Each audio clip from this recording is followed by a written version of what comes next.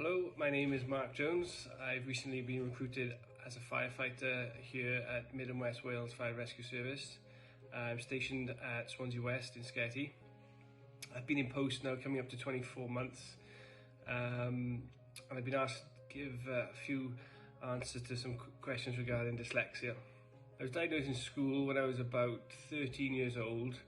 My teacher could see that I had traits of dyslexia, so she requested we got tested and I got dyslexia, so that's how I got found out, and then the necessary steps were put in place. So I missed out on the early stages. When you first learn to read and write, that was hard. It can affect me, but mostly is when I get large documentation to read through and to absorb. I have to read it 3 or 4 times, maybe make notes. So I feel I have to sort of go through documentation a lot more than possibly somebody without dyslexia. And I don't know any different, so I've always had to do that throughout my life, is just make sure you put time aside. Some people can probably just read a document and go, yeah, I know that. I'll have to go through it. And then again, later on, months later, again, read through it again to make sure that it's absorbed, My line manager and crew manager know that I've got dyslexia. The watch, I'm not sure if they actually know or understand anything about it, but it's good that my line manager knows for reasons such as when I do speeches in front of the crew and schools and so on, he wouldn't put me in a position where maybe I had to write on the board and maybe make a spelling mistake and it wouldn't look professional. So he knows not to put me in that position, which is great. And he also knows that, that I learn slightly differently to anyone else. I like to be hands-on.